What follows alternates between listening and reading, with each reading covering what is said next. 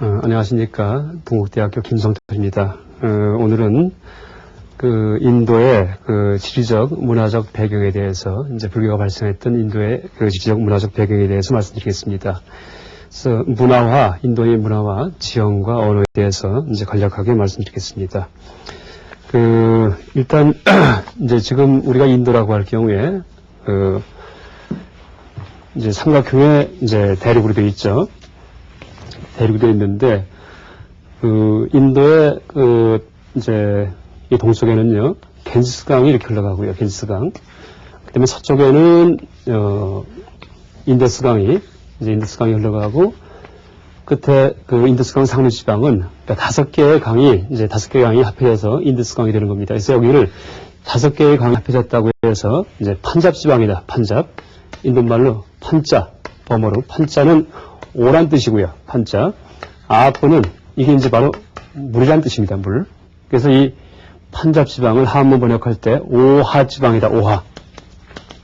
오하 지방이다. 이렇게 이제 번역을 하기도 하는데 그러니까 다섯 개의 강물이 합해져서 이루어진 지역이다. 라는 뜻이 되겠죠. 이 판자는 여러분 아마 미 국방성 건물 얼마 전에 이제 붙여졌던 이게 펜타곤이라고 얘기를 하죠. 펜타곤. 그래서 이 펜타란 말이나 판자란 말이 어원이 같습니다. 그러니까 오란 뜻이죠. 그래서 다섯 개의 물로 이루어진 지방이 판자 지방인데, 인도는 일단 지형적으로 이렇게 큰 두 강이 이 북쪽 지역을 동수해서 흐르고 있고요. 그 다음에 이 갠지스강 북부 지방을 큰 히말라야 산맥이 이제 감싸고 있죠.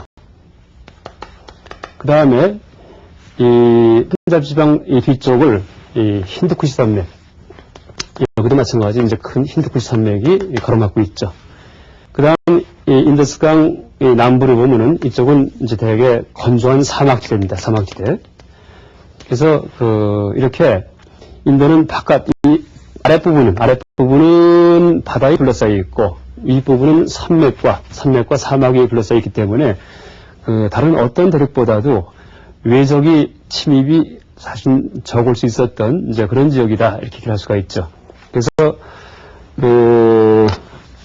실제 그래서 인도의 구급 여행을 갔던 중국의 많은 스님들이 이런 히말라야 산맥을 넘어서 인도에 도착할 때까지 수십 명의 스님이 이제 떠나시긴 하지만은 수많은 분들이 도중에 이 목적지에 도달하지 못하고 이제 돌아가신 경우가 많았다 이렇게 얘기를 하죠. 그래서 어쨌든 이제 그것이 중국 입장에서 본다면은 스님들 입장에서 본다면은 참 안 좋은 의견일 수도 있지만은 인도에 살고 있는 사람들 입장에서 본다면은 약간 외적이 침입할 수 없게끔 방패막이를 하는 그런 산맥이 두 개가 이 북쪽을 버티고 있는 이제 그런 지형을 갖고 있다라고 얘기할 수가 있죠. 근데 지금 실제 인도라고 할 경우에는 국경선을 이제 볼 경우에 이 인더스강 유역은 전체가 다 지금 파키스탄에 편입이 되어 있습니다. 그리고 갠지스강 하루 지방은 방글라데시에 편입이 되어 있습니다. 방글라데시에. 여기는 이제 파키스탄이죠. 물론 이제 파키스탄 이 옆에 요새 화제가 되고 있는 아프가니스탄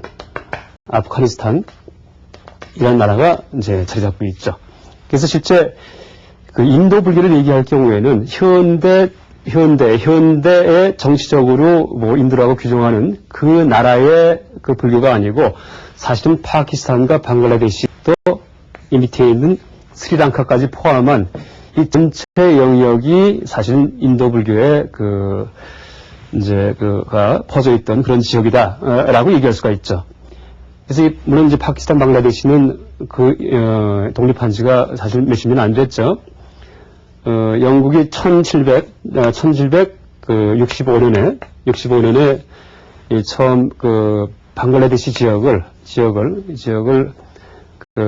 이제 접수하죠. 그러니까 식민 통치를 하게 되죠. 이러면서부터 이 이후에 계속 인도 내에 여러 왕국과 전쟁을 벌이면서 인도 전체를 다 점령하게 되죠. 물론 파키스탄 지역까지 포함한 인도 전체가 다 영국 땅이 되죠. 물론 여기는 스리랑카도 다 들어가고요. 그랬다가 나중에 이제 독립을 하는데 인도가 영국에서 독립을 할 때 이슬람교도와 힌두교도 사이에 분쟁이 일어나죠. 근데 그 분쟁의 원인도 사실 영국이 조장을 했다 이렇게 얘기합니다. 영국이. 그래서 이 이슬람 교도의 어떤 모임 단체를 영국 식민 정부에서 인정을 해줌으로써 인도 민족을 분열시켰다는 얘기를 하죠. 그래서 여러분 잘 알고 계시는 마하트마 간디를 간디란 그 분이, 마하트마 간디가 이 인도 민족을 종교와 관계없이 통합을 하기 위해서 굉장히 노력을 했는데 결국 이 이슬람과 힌두교를 통합하지 못하고 이제 그 암살당하게 되죠. 그런데 아이러니컬하게도 간디를 암살한 그 살인자는 누구냐 하면은 간디는 물론 힌두교도였습니다. 힌두교도. 근데 간디를 암살한 사람이 바로 힌두교도입니다. 이슬람교도가 아니고. 왜냐하면은 간디가 힌두교와 이슬람을 통합하기 위해서 어떤 이해관계가 걸린 그런 이제 문제가 생겼을 때는 항상 이슬람 편을 들었다는 얘기를 합니다. 오히려 힌두교임에도 불구하고. 그러니까 이제 상대방을 더 포용하기 위해서 거기에 어떤 앙심을 품은 그런 힌두교 단체에서 이 간디를 암살했다 이렇게 얘기를 하죠. 그래서 어쨌든 간디 암살 이제 이후에 나중에 그 인도가 독립을 하게 되는데 그 독립을 할 때 그 모든 이슬람교도는 이제 파키스탄이라는 그 나라를 건립하면서 다 이주하게 됩니다. 그래서 이때 처음에 이주했을 때는 이쪽을 그 서파키스탄, 쪽을 동파키스탄 이렇게 얘기를 하면서 양쪽이 다 하나의 파키스탄 나라에 소속이 되어 있었습니다. 근데 나중에 이 동파키스탄이 이제 방글라데시라는 이름으로 독립을 하게 되죠. 방글라데시로. 왜냐하면은 이 행정부가 이 파키스탄 양쪽에 갈라져 있는 이 파키스탄의 행정부가 주로 파키스탄에 집중되어 있었고 또 이제 이 방글라데시 지역의 모든 사업의 그 소유자들은 다 그 거주지가 서파키스탄이었다 이렇게 얘기를 합니다. 그러니까 어떻게 보면은 이 방글라데시 지역은 서파키스탄의 그러니까 식민지에 있지 않나 하는 이제 그런 이 자각을 하면서 그러니까 모든 서파키스탄 소유의 이 공장과 토지들을 다 몰수를 하면서 방글라데시 정부가 독립을 하게 되죠. 이게 1970년대 초죠.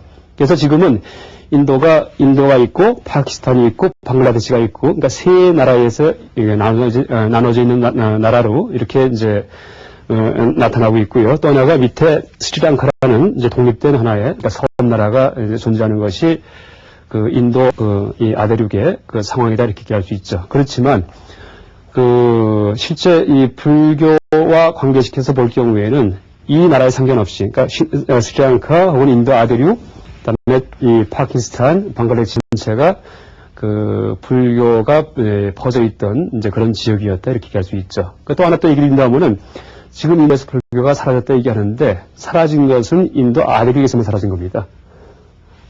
스리랑카는 전혀 사라지지 않고 2,500년 동안 지금까지 남아있는 거죠. 한 2,300년 동안. 그래서 스리랑카까지도 인도에 포함시킨다면은 아대륙선 사라졌지만은 그러니까 나라 이름만 스리랑카일 뿐이지 그 당시 인도에 있던 불교가 그냥 지금까지 남아있는 곳이 바로 이곳이다 이렇게 얘기할 수가 있죠. 그래서 이제 이것이 인도의 현재 정치적 상황이고 그다음에 지형적 그런 이제 환경인데 어쨌든 인도는 다른 지역에 비해서 그러니까 외침이 적었기 때문에 이제 이 불교와 그러니까 깊은 사상들이 불교든지 아니면 다른 여러 종교들이 발달할 수 있었다 이렇게 얘기를 하죠. 그래서 이 라다 크리슈난이라는 그런 인도 철학자가 있는데 인도인이죠. 네르수상 때 인도 독립하는 네르수상 때 인도의 초대 대통령이 됩니다. 라다 크리슈난이 이분이 어떻게 얘기를 하냐 하면은 인간의 사변이 꽃피고 예술과 과학이 발달하기 위해서는 그 사회가 안정되어 있어야 되는데 인도는 이런 지형적 영향 때문에 외침이 적어서 이제 그래서 인도에서 이렇게 심오한 사상이 탄생할 수 있었다 이렇게 얘기합니다. 또 하나 인도는 특히 이제 겐지스강 유역은요, 이 겐지스강 지역은 이 지역은 인도의 대평야입니다. 그러니까 곡식이 풍부하고 먹을 것과 자원이 풍부한 곳이 바로 겐지스강 유역입니다. 그래서 이 생존에 대한 걱정 없이 사색을 할 수 있는, 그러니까 종교적인 철학적인 사색을 할 수 있는 지역이 바로 겐지스강 유역입니다. 그래서 인도의 이제 자연학이든지 아니면은 불교 같은 그런 심오한 종교가 다 이 겐지스강 유역에서 이제 탄생할 수 있지 않았나 이렇게 얘기를 합니다. 그러니까 쉽게 얘기 드린다면은 우리가 이제 우리 사람에 그런 얘기가 있죠. 먹어야 양반이다. 그죠? 먹어야 양반이다. 그러니까 인간과 세계 우주에 대한 의문을 품는 것, 이제 그런 형식상적인 궁극적인 문제의 의문을 품는 것은 먹고 살기 힘들 경우는 하기 어렵습니다. 그것은요. 생존의 고통이 있을 경우에는 당장 그 생존의 고통을 해결해야지, 그죠? 근데 이제 그런 고통이 다 해결되고 난 다음에 비로소 내가 누군지, 내가 왜 태어났는지, 나는 죽으면 어떻게 될 것인지 하는 그런 종교적, 철학적 의문이 떠오르게 되죠. 그것을 해결하기 위해서 노력을 하게 되고요. 그래서 인도는 그렇게 기본 생존을 위한 이제 기본 조건이 이제 다 갖춰질 수 있는 이제 그런 상황이었기 때문에, 그러니까 부처님 당시에 그래서 크게 이제 먹고 사는데 신경을 안 쓰고 사색에 잠길 수 있던 것이 바로 불교 발생의 동기가 되었다 이렇게 얘기를 합니다. 또 한 가지는 또 인도는 기후 조건상 아주 무더운 지역이기 때문에 아주 덥죠 인도가. 그래서 무더운 지역이기 때문에 활동을 할 수가 없죠. 활동을 할 수가 이제 속된 말로 땀이 나고 어려우니 몸이 힘드니까 자연이 나무 그늘에 앉아서 가만히 쉬고 있는 그런 문화가 발달한다는 얘기를 합니다. 근데 쉬다 보니까 그런 쉬는 자세 자체가 사실은 명상이 되는 거죠, 명상. 그래서 세계의 유해 없이 명상의 문화가 이제 발생한 곳이 바로 인도죠. 물론 인도 땅에서 이제 명상 문화가 발달하긴 했지만은, 물론 인도에는 그 전에 바라문기라는 종교가 이제 아리안족에 의해서 힌두쿠시 산맥을 넘어서 들어온 아리안족에 의해서 바라문교라는 종교가 형성되는데, 일단 바라문족이 갖고 왔던, 바라문교에서 얘기하던 그런 종교에는 명상에 대한 요소는 거의 없었습니다. 명상에 대한 요소는. 그랬는데, 인도에 들어와서 인도에 원래부터 있었던 그런 명상 수행법이 이 바라문교의 접목이 되는 거죠. 그래서 나중에 요가 수행법이 이제 탄생을 하고요. 그래서 이렇게 기후 때문에 아주 깊은 사색에 잠길 수 있는 이제 그런 여건이 조성돼 가지고 인도에서 아주 심오한 이런 불교 종교 혹은 불교 사상이 탄생할 수 있었다 이렇게 얘기를 합니다. 그리고 인도는 또 지금은 좀 달라졌을지 몰라도 수천 년간 모든 학문에서 가장 중요한 것은 철학이다 혹은 종교다 라는 그런 가치관이 이제 퍼져 있었다는 얘기를 합니다. 그래서 여러분 카스트제도 아시지만 카스트제 아시죠? 카스트가 계급제도죠. 그러니까 사람의 출신에 따라서 이제 사람을 네 가지 부류로 나누는 거죠. 그래서 제일 위에 바라문 계급이 있고요. 바라문 계급. 그다음에 두 번째가 바라문 계급은 종교인 계급이고요. 종교인 사제 계급이죠. 사제. 두 번째가 크샤트리아 계급. 다시 말해서 정치가 왕족 계급이죠. 정치가는 왕족급이 있고요. 세 번째가 와이샤는 이제 상인 계급입니다. 장사하는 분들이죠. 그다음에 네 번째 마지막이 수드라, 노예 계급이죠. 이렇게 네 가지 계급에 의해서 이제 사람을 분류를 하는데, 이때 그 네 가지 카스트의 가장 최상층에 위치한 것이 정치가가 아니고 장사하는 분들도 아니고 바로 종교인입니다. 그래서 그것은 지금도 계속 지속되고 있고요. 그래서 인도에서는 이렇게 종교와 철학을 연구하는 그런 사람들을 아주 가장 훌륭한 사람이라고 보는 그런 가치관이 퍼져 있었다 이렇게 얘기할 수 있습니다. 그래서 그걸 입증하는 한 예로 까우틸리아라는 인도의 재상이 있었는데, 까우틸리아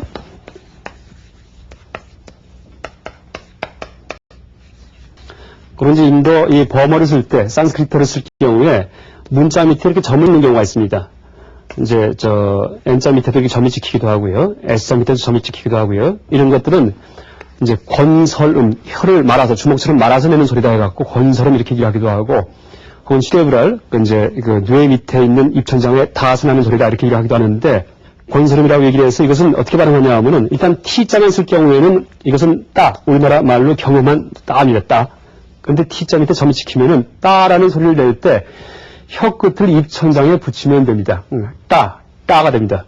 그러니까 N자는 우리말로 나입니다. 나인데 발음이. 근데 밑에 점을 지키면은 나. 그 다음에 S는 우리말로 싸인데 싸. 밑에 점을 지키면은 샤. 그래서 이 점이 친 발음은 혀 끝을 입천장에 대서 소리를 내면 됩니다. 그래서 까우틸리아죠. 까우틸리아. 이분이 아주 인도 최고의 재상인데, 이분이 기원 전 한 4세기 중반에 인도의 이제 마우리아 왕조는 아쇼카 왕이 속해 있던 그런 왕조죠. 아쇼카 왕대 마우리아 왕조가 종말을 구하는데, 이 마우리아 왕조를 일으킨 아쇼카 왕의 할아버지 짠드라굽타 왕대의 재상이었습니다. 재상. 이분이 실리론, 그러니까 실제 이익에 대한, 그러니까 세상 사는 이익에 대한 책을 쓴 것이 있는데, 이 실리론에서, 그러니까 아르타, 샤스트라 이렇게 얘기하는데, 아르타는 실리, 이익이라는 뜻이고요. 샤스트라는 논이다, 논서, 책이다 이런 뜻인데, 여기서 이제 뭐라고 얘기를 하냐 하면은, 철학은 모든 학문의 등불이며, 모든 행위의 도구이며, 모든 의무의 기반이다 이렇게 얘기를 합니다. 그래서 인도는 기원 전부터 뭐 거의 오늘날까지, 근데 지금은 서구의 물질 문명에 들어가서 이제 그런 그 가치관을 많이 파괴시키고 있죠. 근데 어쨌든 수천 년간 이 사상적인 종교적인 측면을 이제 중시하는 이제 그런 문화가 계속 퍼져 있었다라고 얘기할 수 있습니다.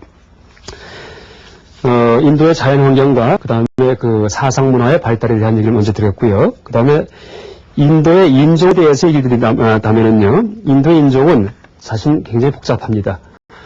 인도 인종은 일단 가장 먼저, 인도에 살고 있던 인종은 그 아프리카 흑인과 같은 네그로이드 계통입니다. 네그로이드. 이 아프리카 흑인과 같은 네그로이드는 지금 아프리카 쪽 지방, 혹은 이란 연안, 이란 그 남부 지방, 혹은 남인도, 서인도 쪽에 이제 퍼져 있다 얘기를 합니다.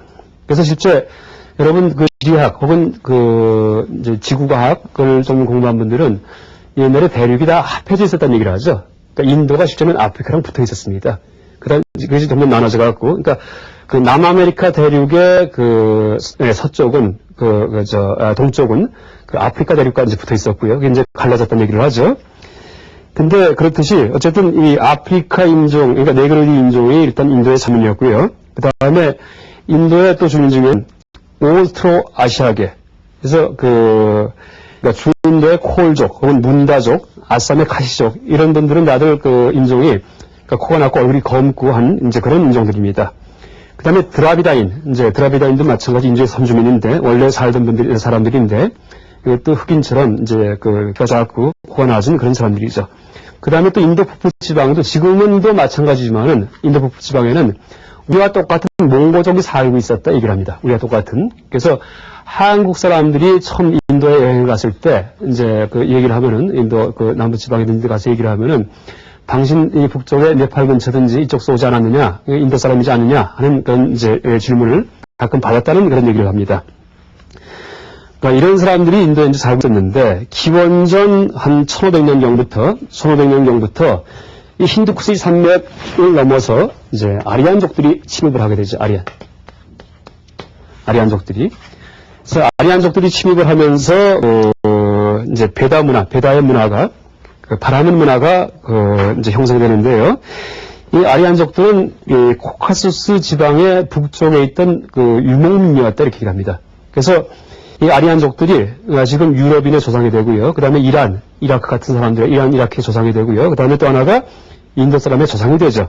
그래서 이 코카소스 지방 북쪽은 어디냐 하면 여러분 세계지도에서 카스피해와 흑해가 있는데, 카스피해 흑해라고 해서 큰 바다, 바다 같은 호수가 있죠. 그 사이에 위치한 지방이 코카소스 지방입니다. 지금은 러시아에서 독립한 여러 나라들이 이제 그 안에 자리 잡고 있는데요. 이 북쪽에 살고 있던 유목민들이 기원전 2000년 전부터 이주를 시작하는데, 일부는 이제 유럽으로 가서 지금 게르만족, 이런 유럽 민족의 시조가 되고, 일부는 이란 지방으로 가서 이란 지방 정착을 하게 되죠. 또 일부는 더 이란에서 내려와서 인도 지방 북부를 침입을 하게 됩니다. 그래서 이렇게 인도를 침입한 시기가 기원전 한 1500년 정도 된다 이렇게 얘기를 합니다. 1500년 전. 그래서 그 당시 인도에 원래 살고 있던 원주민들, 그러니까 네그로이드, 드라비다 뭐 이런 원주민들은 그 신석기 문화를 가지고 있었다 얘기를 합니다. 이제 그 당시에 인도 북부 지방에서. 근데 이 침입한 아리안족들은 청동기 문화를 갖고 있었고요. 또 하나가 이륜마차, 그러니까 바퀴가 달려있는 마차를 썼기 때문에 병력에서 그 선주민보다 훨씬 뛰어나서 선주민을 정복하게 되었다 이렇게 얘기를 합니다. 그래서 이 선주민을 정복하면서 기원전 1500년서부터 이 1000년 사이에 기원전 이 오하지방, 판짜아포 5개의 물줄기가 흐르는 이 지방에 정착을 해서 이 바라문 문화를 이제 형성하게 됩니다. 바라문교 문화를. 그래서 이 사람들이 가지고 온 언어가 바로 산스크리트어입니다. 산스크리트어. 그래서 이 산스크리트어는 인도에 원래 있던 언어가 아니고 아리안족들이 바깥에서 가져온 그러니까 외래 언어죠. 그래서 이제 베다 문화, 이제 베다라는 그런 종교 경전에 의지한 바라문 문화를 갖다가 이제 형성하게 되는데, 이제 이 산스크리트어는 지금 우리가 대승불교 경전 언어도 물론 산스크리트어지만은 베다도 산스크리트어로 쓰여져 있었죠. 그러니까 베다가 혼자 이전에 이제 그런 인도 경전인데요. 그래서 베다에 쓰여져 있던 그 언어를 그러니까 베딕 산스크리트 이렇게 얘기합니다. 베딕 산스크리트. 그 다음에 우리가 대승불교 경전이, 우리가 이제 사용하는 대승불교 경전이 쓰여져 있던 범어를, 이걸 클래시칼, 그러니까 고전 산스크리트어다, 이렇게 얘기를 하죠. 그래서, 이제 이 고전 산스크리트는 전에도 한번 얘기했듯이 빠닌이라는 이 문법 학자가 이 베릭 산스크리트를 이제 다시 정리해서 체계적인 문법으로 정리해서 만든 그런 문헌 언어다, 이렇게 얘기할 수 있습니다. 그래서 이제 아리안 민족과 토착민이 혼혈이 돼가면서 인도 민족이 형성이 되죠. 그래서 인도의 카스트 제도도 그 기원이 이 아리안족의 침입 때문에 카스트 제도가 생긴 것이다, 이렇게 얘기를 합니다. 그래서 이 카스트란 말은 사실 포르투갈어입니다. 인도 말이 아니고. 그래서 포르투갈 그 상인이 처음에 인도에 찾아왔다가 계급 제도가 있기 때문에 이것을 이제 카스트다, 이렇게 불렀는데, 인도에서는 이 카스트를 과거에 와르나 이렇게 얘기를 했습니다. 와르나. 그 의미는 색깔이라는 의미가 있습니다. 색깔. 그러니까 무슨 색깔이냐 하면은 피부색을 의미합니다. 그러니까 피부색에 따라서 계급이 나눠진다는 얘기죠. 그래서 얼굴이 하얀 그 백인민족, 백인 아리안족은 상위 와르나에 속하고, 원래 살고 있던 흑인들, 그러니까 얼굴이 검은 이런 사람들은 하위 카스트죠. 그래서 하위 카스트 사람들을 이제 질이 나쁘고 사악한 그런 카스트 사람들이다 라고 얘기하는 그런 경전의 구절들이 베다에 많이 등장합니다. 그래서 그것이 나중에 발달해서 나중에 4가지 계급으로 이제 정착이 되고요. 그 다음에 4가지 계급 사이에서 다시 또 서로 혼인 관계가 맺어지면서, 사실 지금은 그 계급이 4가지뿐만이 아니고 한 200여 가지 계급이 있다, 이렇게 얘기합니다. 200여 가지가. 그것을 요새는 카스트라고 부르지 않고 인도네시아에서는 자띠. 자띠라고 부릅니다. 자띠. 그러니까 자띠라는 의미는 무슨 뜻이냐 하면은, 자띠는 이것은 그러니까 잔 하면은 태어나다. 그래서 태생. 어디 태생이냐, 어느 종족 태생이냐, 어느 계급 태생이냐 해갖고 이 태생이라는 말에 의해서 그 계급을 분류한다라고 얘기를 합니다. 이렇게 해서 이제 인도 민족이 형성이 됐고요. 그 다음에 인도의 언어는 지금 얘기드렸듯이 일단 물론 산스크리트어가 인도에서 발생한 언어이긴 하지만은 이 산스크리트어는 지금 사용되지 않는 언어입니다. 그러니까 죽은 말이죠, 사어. 그러니까 서양의 라틴어 같은 경우도 물론 사용은 하긴 하지만은 전혀 사용되지 않죠. 그래서 문헌 언어죠, 라틴어 같은 경우도 문헌 언어. 문헌만 라틴어로 쓰여져 있죠. 그렇듯이 이 산스크리트어도 사용되는 구어가 아니고 문헌 언어입니다. 문헌 언어, 고대. 그러니까 지금은 현재 베다나 우파니샤드 혹은 불교 경문 같은 경우에 이제 이 산스크리트어 범어로 쓰여져 있지만은 이거 실제 일상 회화에서는 이제 쓰지 않는 언어죠. 근데 인도에는 이 언어는 그럼 어떤 언어를 쓰고 있느냐 하면은 지금 이제 자세히 얘기하면은 700가지 언어를 쓰고 있는 민족이 인도 민족이다, 이렇게 얘기를 합니다. 700가지 언어. 근데 이 700가지 중에 5,000명 이상이, 총 5,000명 이상이 사용하는 언어가 281가지다. 한 300여 가지 언어가 5,000명 이상이 사용하는 언어다, 이렇게 얘기를 하죠. 그러니까 실제는 인도가 우리가 말하는 인도지만 인도에 가서 교육받지 않은 지역 사람들과 이렇게 얘기를 할 경우에는 대화가 전혀 안 통하겠죠. 그래서 지금 현재 이 공용어로 영국이 인도를 지배하면서 보급한 영어와 그 다음에 이제 가장 많은 인구가 쓰고 있는 힌디어, 이 2가지를 인도의 공용어로 사용을 하고 있죠. 근데 이것뿐만이 아니고 이제 인도의 공용어로 이제 힌디어 이외에 이제 14개의 언어를 이제 앞으로 특히 보급시켜야 언어다 하면서 헌법에 규정을 하고 있는데, 14가지 언어를 이제 소개드린다면은 물론 힌디어가 들어가고요. 그러니까 델구어, 벵갈어, 마라티어, 타밀어, 우르두어, 구자라티어, 칸나어, 말라야람어, 오리아어, 판자비어, 아시아머, 캐시미르어, 이제 그리고 산스크리트도 들어갑니다.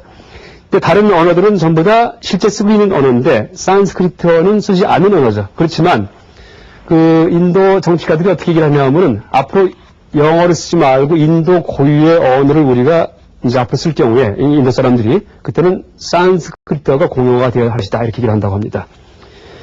그래서 이렇게 인도는 언어도 다양하고 민족도 다양한 민족이 혼합된 그런 지역이다라고 얘기할 수 있죠.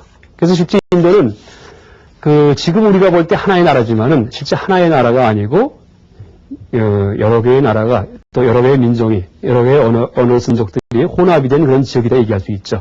그래서 쉬운 예를 든다면은 마치 현재의 유럽과 같은 곳이 인도이다 얘기할 수 있습니다. 유럽에 보면은 언어도 다양하죠. 프랑스어, 독일어, 뭐 체코슬로바키아어, 그죠? 그 다음에 뭐 이제 영어도 물론 있고요. 이렇게 다양한 언어를 쓰는 여러 민족들이 합해진 것이 유럽인데 요새 와서 이시라는 그런 이름하에 통합이 되고 있죠.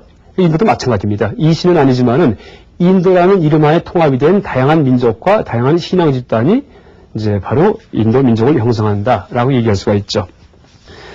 그래서 이렇게 이제 오늘은 인도의 자연 문화적 환경에 대해서 이제 얘기를 들었는데요. 이제 아까 말씀드렸듯이 인도의 자연 환경은 외적의 침입이 적고 그 다음에 생존을 위해서 큰 걱정을 하지 않아도 되는 그런 풍부한 농산물과 자연 자원이 있는 나라였기 때문에 사색의 문화가 이제 발달할 수 있었다 이제라고 일단 얘기를 할 수 있습니다. 그리고 민족과 언어도 이제 단일한 민족, 단일한 언어가 아니고 이제 수많은 민족과 수많은 언어가 혼합이 되어서 이제 인도 문화를 형성하는 이제 그런 지역이다라고 얘기할 수가 있습니다. 이상 오늘 강의 마치겠습니다. 감사합니다.